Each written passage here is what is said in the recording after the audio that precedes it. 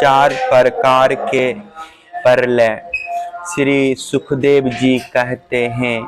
परीक्षित तीसरे स्कंद में परमाणु से लेकर दुप्रांत पर्यंत काल का स्वरूप और एक एक युग कितने कितने वर्षों का होता है, यह मैं तुम्हें बतला चुका हूँ। अब तुम कल्प की स्थिति और उसके प्रलय का वर्णन भी सुनो। राजन, 1000 चतुर्थ युगी का ब्रह्मा का एक दिन होता है।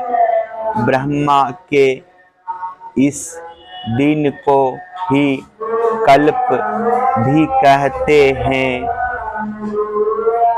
एक कल्प में 14 मनु होते हैं। कल्प के अंत में उतने ही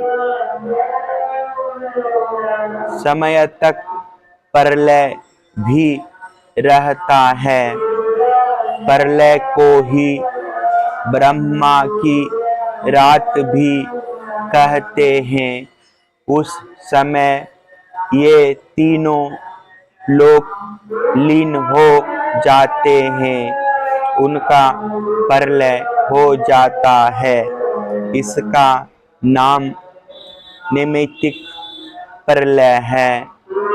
इस प्रलय के अवसर पर सारे विश्व को अपने अंदर समेट कर लीन कर ब्रह्मा और तत्पश्चात शेषाई भगवान नारायण भी शयन कर जाते हैं। इस प्रकार रात के बाद दिन और दिन के बाद रात होते होते जब ब्रह्मा जी की अपने मान से 100 वर्ष की और मनुष्यों की दृष्टि में 2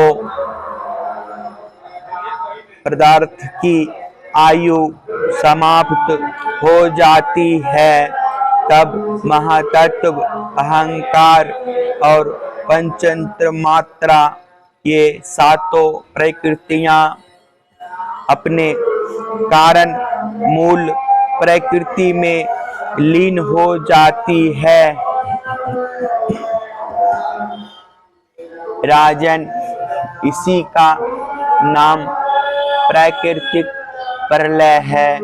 इस प्रलय में प्रलय का कारण उपस्थित होने पर पंचभूतों के मिश्रण से बना हुआ ब्रह्मांड अपना स्थूल रूप छोड़कर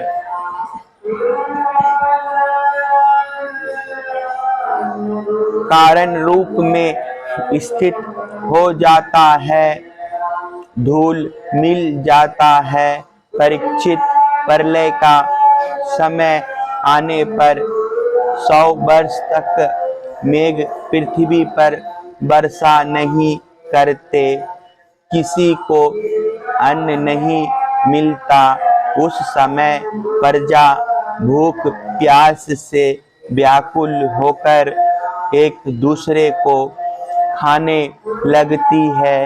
इस प्रकार काल के उपद्रव से पीड़ित होकर धीरे धीरे सारी प्रजा क्षीण हो जाती है। प्रलयकालीन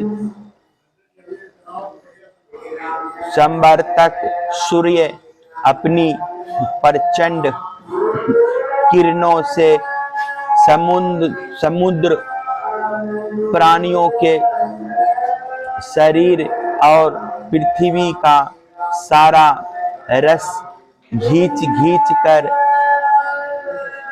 सूख जाते हैं और फिर उन्हें सदा की भांति पृथ्वी पर बरसाते नहीं। उस समय संकर्षण भगवान के मुख से प्रलयकालीन संवर्तक अग्नि प्रकट होती है। वायु के वेग से वह और भी बढ़ जाती है और तल अतल आदि सातों नीचे के लोगों को भस्म कर देती है। वहाँ के प्राणी तो पहले ही मर चुके होते हैं। नीचे से आग की करारी लपटे और ऊपर से सूर्य की प्रचंड गर्मी। उस समय ऊपर नीचे चारों ओर यह ब्रह्मांड जलने लगता है और ऐसा जान पड़ता है मानो गोबर का उपला जलकर अंगारे के रूप में दहक रहा हो। इसके बाद प्रलयकालीन अत्यंत प्रचंड संवर्तक वायु सैकड़ों वर्षों तक चलती रहती है। उस समय का आकाश धुएं और धूल से तो भरा ही रहता है। उसके बाद असंख्यों रंग बिरंगे बादल आकाश में मंडराने लगते हैं और बड़ी भयंकरता के साथ गरज गरज कर सैकड़ों वर्षों तक वर्षा करते रहते हैं। उस समय ब्रह्मांड के भीतर का सारा संसार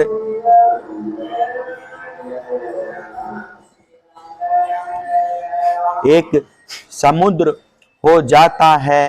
सब कुछ जलमग्न हो जाता है।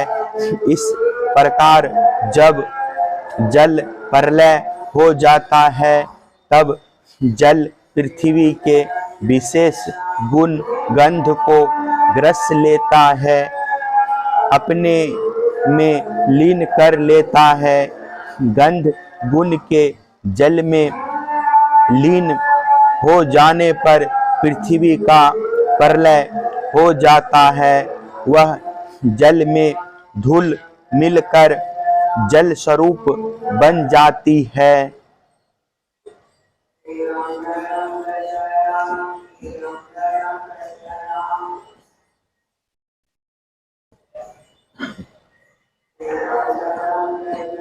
राजन, इसके बाद जल के गुण रस को तेजस्व ग्रस लेता है और जल नीर होकर तेज में समा जाता है। तदअंतर वायु तेज के गुण रूप को ग्रस लेता है और तेज रूप रहित होकर वायु में लीन हो जाता है। अब आकाश वायु के गुण स्पर्श को अपने में मिला लेता है और वायु स्पर्शहीन होकर आकाश में शांत हो जाता है। इसके बाद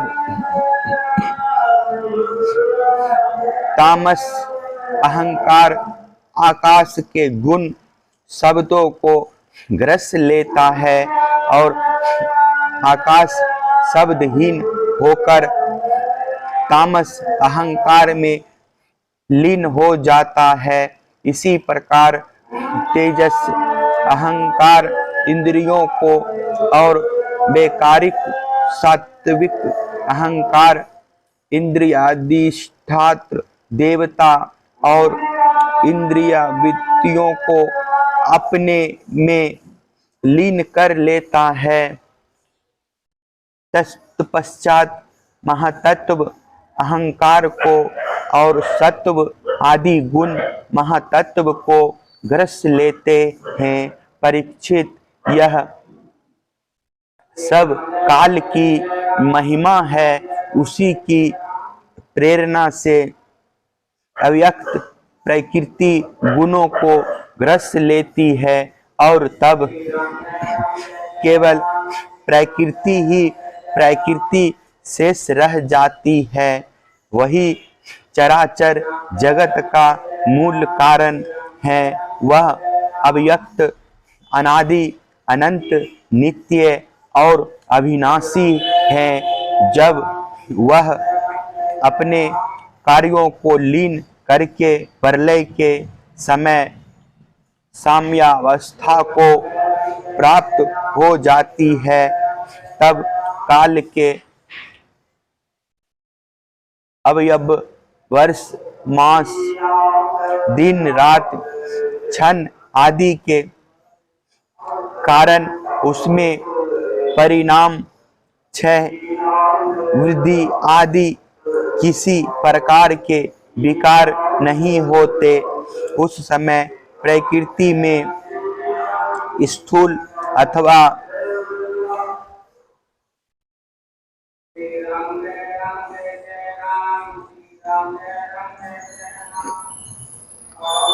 सूक्ष्म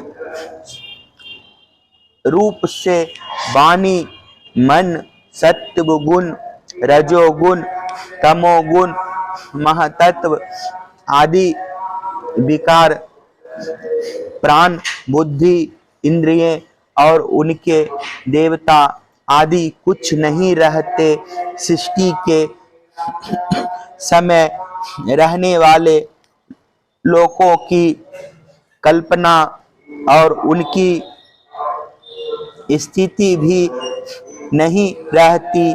उस समय स्वप्न, जागृत और सुषुप्ति ये तीन अवस्थाएं नहीं रहती। आकाश, जल, पृथ्वी, वायु, अग्नि और सूर्य भी नहीं रहते। सब कुछ सोए हुए के समान शून्य सा रहता है। उस अवस्था का तर्क के द्वारा अनुमान करना भी असंभव है। उस अव्यक्त को ही जगत का मूलभूत तत्व कहते हैं। इसी अवस्था का नाम प्राकृतिक प्रलय है।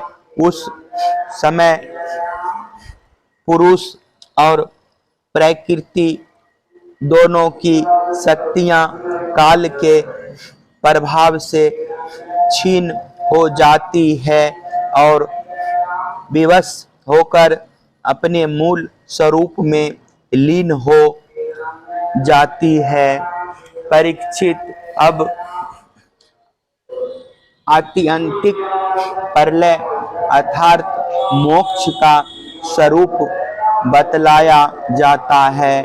बुद्धि, इंद्रिय और उनके विषयों के रूप में उनका अधिष्ठान ज्ञान स्वरूप वस्तु ही भाषित हो रही है।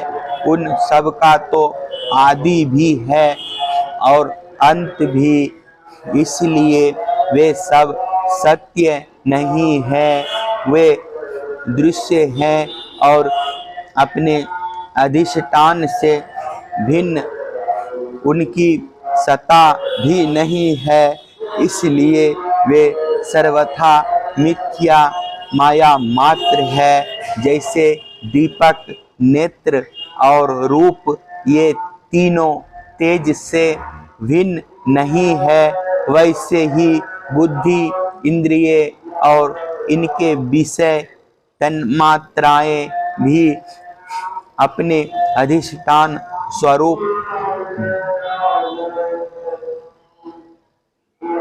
ब्रह्म से भिन्न नहीं है, यद्यपि वह इनसे सर्वथा भिन्न है। जैसे रज रूप अधिष्ठान में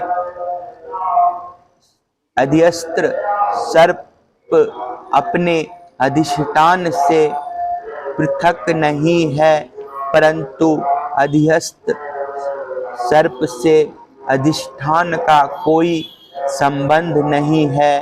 परीक्षित, जागृत, स्वप्न और सुषुप्ति ये तीनों अवस्थाएं बुद्धि की ही है, अतः इनके कारण अंतरात्मा में जो विश्व, तेजस और प्रज्ञ रूप नानत्व की प्रतीति होती है, वह केवल माया मात्र है। बुद्धिगत नानत्व का एकमात्र सत्य आत्मा से कोई संबंध नहीं है। यह विश्व उत्पत्ति और प्रलय से ग्रस्त है, इसलिए अनेक अवयवों का समूह अवयवी है। अतः यह कभी ब्रह्म में होता है और कभी नहीं होता। ठीक वैसे ही जैसे आकाश में मेघमाला कभी होती है और कभी नहीं होती। परीक्षित, जगत के व्यवहार में जितने भी अवयवी पदार्थ होते हैं, उनके ना होने पर भी उनके भिन्न भिन्न अवयव सत्य माने जाते हैं, क्योंकि वे उनके कारण है। जैसे वस्त्र रूप अवयवी के ना होने पर भी उसके कारण रूप सूत का अस्तित्व माना ही जाता है, उसी प्रकार कार्य रूप जगत के अभाव में भी इस जगत के कारण रूप अवयव की स्थिति हो जाती सकती है, परंतु ब्रह्म में यह कार्य कारण भाव भी वास्तविक नहीं है। क्योंकि देखो, कारण तो सामान्य वस्तु है और कार्य विशेष वस्तु। इस प्रकार का जो भेद दिखाई देता है वह केवल भ्रम ही है। इसका हेतु यह है कि सामान्य और विशेष भाव अपेक्षिक है, अन्योन्यसित है। विशेष के बिना सामान्य और सामान्य के बिना विशेष की स्थिति नहीं हो सकती। कार्य और कारण भाव का आदि और अंत दोनों ही मिलते हैं, इसलिए भी वह स्वाप्निक भेद भाव के समान सर्वथा अवस्तुति है।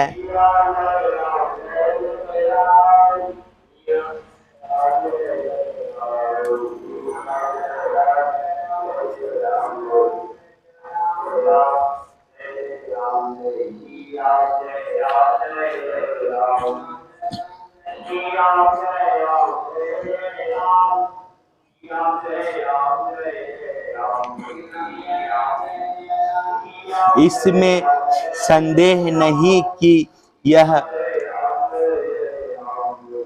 परपंच रूप विकार स्वाप्निक विकार के समान ही प्रतीत हो रहा है, तो भी यह अपने अधिष्ठान ब्रह्म स्वरूप आत्मा से भिन्न नहीं है। कोई चाहे भी तो आत्मा से भिन्न रूप में अनुमात्र भी इसका निरूपण नहीं कर सकता। यदि आत्मा से पृथक इसकी सत्ता मानी भी जाए तो यह भी चिद्रूप आत्मा के समान स्वयं प्रकाश होगा, और ऐसी स्थिति में वह आत्मा की भांति ही एक रूप सिद्ध होगा।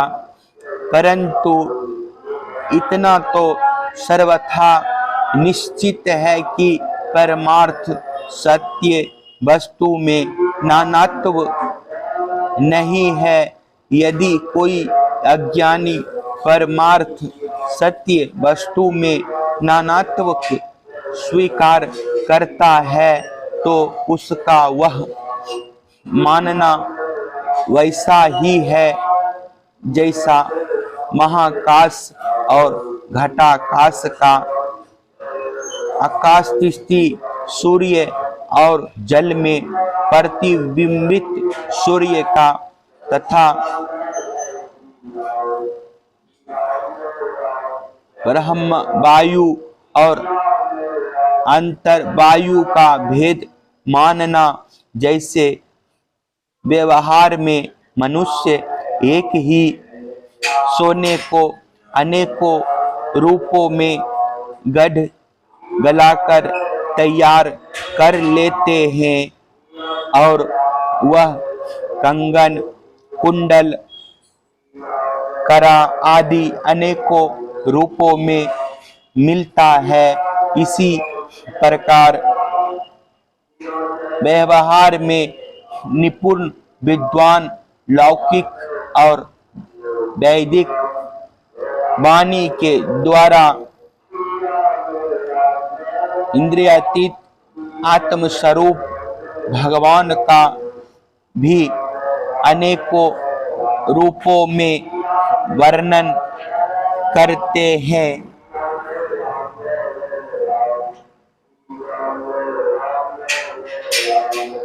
देखो ना, बादल सूर्य से उत्पन्न होता है और सूर्य से ही प्रकाशित, फिर भी वह सूर्य के ही अंश नेत्रों के लिए सूर्य का दर्शन होने में बाधक बन बैठता है।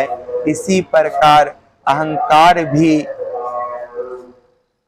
ब्रह्म से ही उत्पन्न होता, ब्रह्म से ही प्रकाशित होता और ब्रह्म के अंश जीव के लिए ब्रह्म स्वरूप के साक्षात्कार में बाधक बन बैठता है।